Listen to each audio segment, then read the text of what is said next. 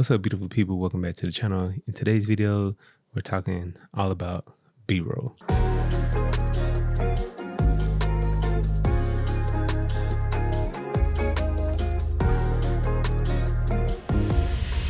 So when it comes to actually filming B-roll, this is an area within cinema, videos, and movies that I personally enjoy, because this is a time where I think that the cinematographer, DP, or camera operator can really flex their creativity when coming up with different camera movements, and then also just the B-roll sequence itself. Like, it can get very creative and detailed, and it's pretty amazing when you come across a nice B-roll sequence. So for today's video, I'm gonna give you all 3 quick tips on how you all can improve your B-roll for your next vlog or documentary or short film. So let's jump into it.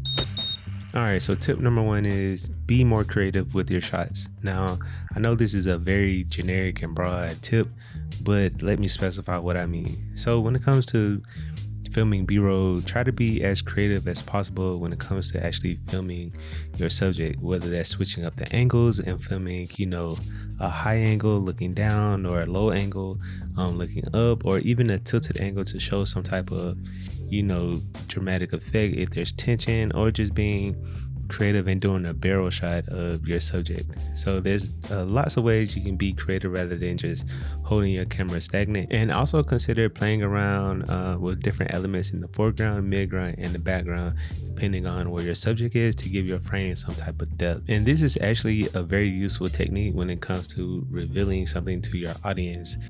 Now, tip number 2. Film the same action multiple times.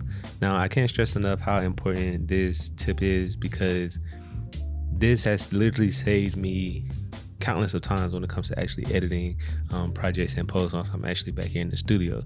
So let's say, for example, you have a subject walking down the street. Make sure you get a wide angle of your subject showing where they are, then maybe a mid shot of your subject, and then like a close detail shot of your subject. And then layering all of these pieces back to back only improves the amount of detail and information you're able to provide to your audience. And it also helps you build a nice good sequence where there's actually a start, middle, and end. So film as much as possible of the same shot. I can't stress that enough. All right, tip number 3, which is slow motion B-roll isn't the end all be all when it comes to B-roll. So oftentimes, myself included, if our cameras are able of shooting at higher frame rates like 120 and higher, oftentimes when it comes to filming B-roll, we can get stuck at always defaulting to that when it comes to B-roll. However, that's not always applicable for every situation when it comes to filming. Like me personally, I wouldn't film B-roll for a documentary. Have I done it before? Yes. Did it work out in the situation?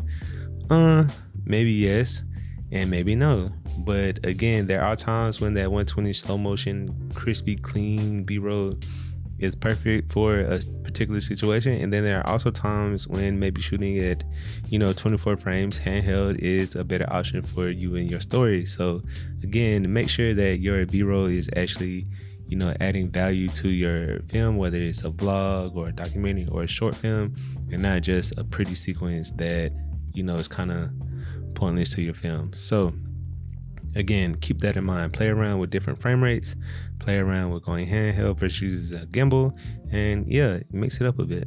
So there you have it. Those are my 3 quick tips of how to make better B-roll sequences. If this video was helpful for you in any type of way, please make sure to hit that like button so this video is able to reach a larger audience and help us continue to grow in this world that we call filmmaking and cinematography. And if you aren't already, please consider subscribing to the channel with post notifications on, and I see you all in the next one. Peace.